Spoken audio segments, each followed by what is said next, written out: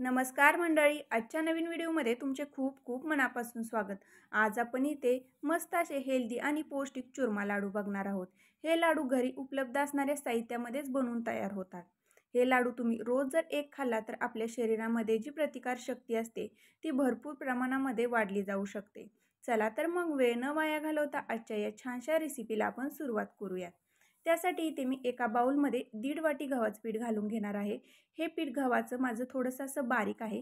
तुमच्याकडे जर थोडंसं रवा गव्हाचं पीठ असेल तर घेतलं तरी देखील चालू शकते, किंवा दळून आणतानाच थोडंसं मोठं रवाळ पीठ गव्हाचं तुम्ही दळून आणलंसा तरी देखील चालेल। आता याच्यामध्ये चवीनुसार थोडंसं मीठ घालून घ्यायचं आहे। आता इथे मी एक छोटा कप तूप घेतलेला आहे। याच्यातलं अर्धा चमचा तूप मी ह्या गव्हाच्या पिठामध्ये घालून घेणार आहे। नंतर हे व्यवस्थित असं हाताने मिक्स करून घ्यायचं आहे, म्हणजे आपण जे तूप किंवा आपण जे मीठ घातलेलं आहे ते पिठामध्ये व्यवस्थित असं मिक्स होतं। पहिल्यांदा हाताने सर्व व्यवस्थित असं मिक्स करून घ्यायचं आहे। नंतर याच्यामध्ये थोडं थोडं दूध घालून हे पीठ आपण मळून घ्यायचं आहे। तर इथे तुम्ही पाहू शकताय छोटी वाटी मी इथे दूध घेतलेलं आहे। आपल्याला पीठ मळण्यासाठी केवढं दूध लागणार आहे ते देखील मी तुम्हाला व्हिडिओमध्ये पुढं दाखवणार आहे। तर अशा प्रकारे थोडं थोडं दूध घालत हे पीठ आपण घट्टसर असं मळून घ्यायचं आहे। आपण पुरी बनवण्यासाठी ज्या प्रकारे पीठ मळतो त्या प्रकारे हे पीठ आपण मळून घेणार आहोत। अगदी सैलसर हे पीठ मळायचं नाही, थोडंसं घट्टच असं हे पीठ आपण मळून घ्यायचं आहे।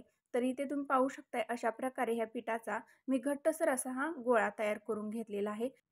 आता आपण काय करायचं आहे, याच्यावरती झाकण ठेवायचं आहे आणि हे पीठ एक 10 ते 15 मिनिटं भिजण्यासाठी आपण साईडला ठेवून द्यायचं आहे। आपण जे दूध घेतलं होतं त्याच्यातलं साधारण 1 चमचा दूध आपलं शिल्लक राहिलेलं आहे। आता जे बाकीचं जे तूप आहे ते सर्व तूप इथे मी गॅसवर कढई ठेवलेली आहे। त्या कढईमध्ये हे तूप सर्व घालून घ्यायचं आहे। अगदी कमी तुपाचा वापर इथे आपण केलेला आहे। कमी तुपामध्ये छान अशी हेल्दी आणि पौष्टिक अशी आपली ही रेसिपी तयार होणार आहे। काय मी इथे ड्रायफ्रूट घेतलेले आहेत, ते ड्रायफ्रूट इथे तुपावर साधारण एक 2 ते 3 सेकंद थोडासा क्रंचीपणा येईपर्यंत आपण हे तळून घेणार आहोत। तुम्ही तुमच्या आवडीनुसार याच्यामध्ये ड्रायफ्रूट अजून ॲड करू शकता। एक 2 ते 3 सेकंद हे ड्रायफ्रूट तुपावर छान असे तळून घेतलेले आहेत। नंतर लगेच मी हे काढून घ्यायचे आहे, जास्त डार्क कलर येईपर्यंत थांबायचं नाही। तर इथे सर्व ड्रायफ्रूट जे आहे ते मी काढून घेतलेले आहेत। नंतर त्याच तुपामध्ये साधारण एक मीडियम साईजचा इथे मी चमचा घेतलेला आहे, तो चमचा भरून रवा घातलेला आहे। आपण रेग्युलर उपमा वगैरे बनवण्यासाठी जो रवा वापरतो तोच रवा मी इथे घेतलेला आहे। आता हा रवा गॅसची फ्लेम एकदम मीडियम करून हा रवा एक 2 ते 3 मिनिटं आपण हलकासा कलर ब्राऊन होईपर्यंत भाजून घेणार आहोत। तर इथे तुम्ही पाहू शकता एक 2 ते 3 मिनिटं हा रवा मी हलकासा कलर ब्राऊन होईपर्यंत भाजून घेतलेला आहे। नंतर याच्यामध्ये आपण जो पोहा खाण्यासाठी चमचा वापरतो तो 1.5 चमचा मी इथे बेसन घातलेला आहे। बेसन थोडंसं उशिरानंच घालायचं आहे, कारण बेसन जळलं जाण्याची शक्यता असते। आता बेसन घातल्यानंतर एक 2 ते 3 सेकंद बेसन देखील या रव्याबरोबर आपण भाजून घेणार आहोत, म्हणजे जो बेसनचा जो कच्चापणा असतो तो कमी होतो। तर अशा प्रकारे हे सर्व व्यवस्थित असं मी तुपामध्ये छान असं भाजून घेतलेलं आहे। आता इथे काय करायचे आहे, आता गॅस बंद करायचा आहे आणि इथे तुम्ही पाहू शकताय मिश्रण व्यवस्थित असं भाजलं गेलेलं आहे। आता ही कढई साईडला ठेवून थंड करून घेऊया मिश्रण। तोपर्यंत आपण जे पीठ मळून घेतलेलं आहे ते पीठ हाताने हलकंसं असं मऊ करून घ्यायचं आहे, जास्त पीठ मऊ करत बसायचं नाही।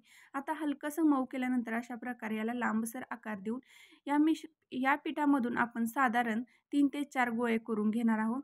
तर इथे तुम्ही पाहू शकता ह्या पिठामधून साधारण 4 गोळे आपले व्यवस्थित असे बनलेले आहेत। त्याच्यामधला एक गोळा मी इथे पळपटाव घेतलेला आहे। आता पळपटाला तेल वगैरे किंवा पीठ लावायची काही गरज पडत नाही।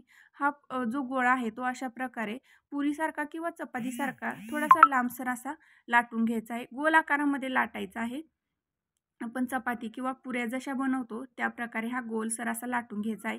इथे घडी वगैरे करत बसायचं नाही आणि ह्याला जरी क्रॅश गेले तरी चालतील, कारण आपण नंतर हे मिक्सरलाच बारीक करून घेणार आहोत। तर इथे तुम्ही पाहू शकता अशा साईजची मी इथे एक पोळी लाटून घेतलेली आहे। अशाच प्रकारे बाकीच्या ज्या सर्व पोळ्या आहेत ते इथे मी लाटून घेतलेल्या आहेत। आता हे आपण भाजून घेऊया। इथे मी गॅसवर तवा ठेवलेला आहे। तवा छानसा गरम करून लाटून घेतलेली जी पोळी आहे ती अशा प्रकारे तव्यामध्ये टाकून द्यायची आहे।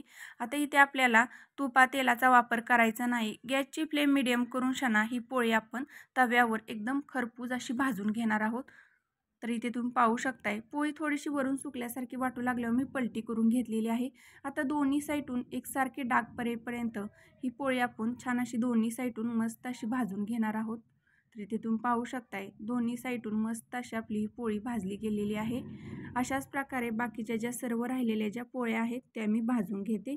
तर इथे तुम्ही पाहू शकताय मस्त अशा 4 पोळ्या इथे मी एकसारख्या कलरवर भाजून घेतलेल्या आहेत। आता हे आपण थंड करून घेणार आहोत।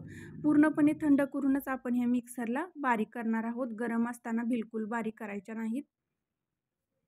तर आता ह्या पोळ्या आपल्या व्यवस्थित अशा थंड झालेल्या आहेत। अशा प्रकारे हाताने चुरा करून ह्या मिक्सरच्या भांड्यामध्ये आपण थोड्याशा चुरून अशा पोळ्या ह्या टाकायच्या आहेत, म्हणजे मिक्सरला त्या एकसारख्या बारीक होतात। तर इथे तुम्ही पाहू शकता अशा प्रकारे हाताने चुरून ह्या ज्या पोळ्या आहेत त्या मी मिक्सरच्या भांड्यामध्ये टाकत आहे। आता इथे मी पाऊण वाटी गूळ घेतलेला आहे। आपण गव्हाचं पीठ 1.5 वाटी घेतले होतं। 1 वाटी बारीक रवा घेतला होता। 1.5 चमचा आपण बेसन घेतलं होतं। त्यासाठी इथे मी पाऊण वाटी गूळ वापरलेला आहे। हा गूळ मी खिसून घातलेला आहे। आता याच्यामध्ये 2 विलायची मी अशा प्रकारे सोलून टाकत आहे। विलायची नक्की टाका, विलायचीमुळे आपल्या लाडूंना मस्त असा छान असा फ्लेवर येतो। आता झाकण लावून हे आपण रवा असं वाटून घेणार आहोत। तर इथे तुम्ही पाहू शकता अशा प्रकारे रवा हे मी वाटून घेतलेला आहे। नंतर आपण जे रवा आणि बेसन जे भाजून घेतलेलं होतं ते मिश्रण देखील आपण याच्यामध्ये अशा प्रकारे काढून घेणार आहोत।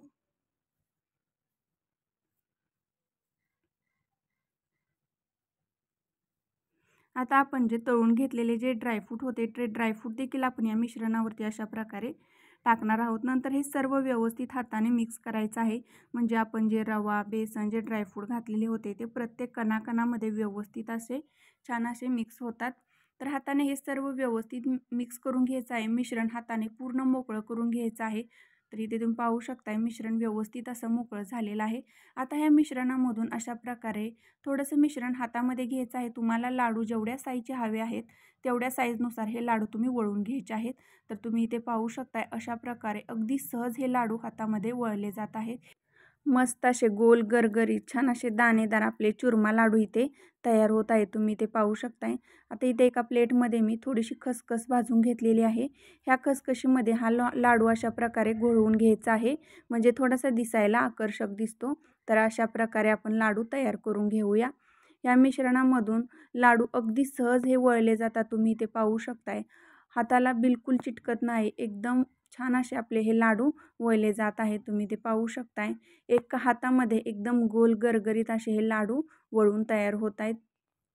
तर अशाच प्रकारे आपण सर्व जे लाडू आहेत ते वळून घेऊया। तर आपले सर्व जे लाडू आहेत ते मी छान असे वळून घेतलेले आहेत। एका प्लेटमध्ये हे लाडू मी सर्व करत आहे। तुम्ही इथे पाहू शकताय किती मस्त आपले हे लाडू इथे बनून तयार झालेले आहेत।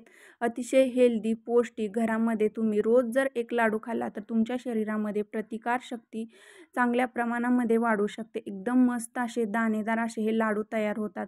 आजची ही रेसिपी कशी वाटली मला नक्की सांगा। रेसिपी आवडली असेल तर रेसिपीला लाईक शेअर, चॅनलला सबस्क्राईब नक्की करा।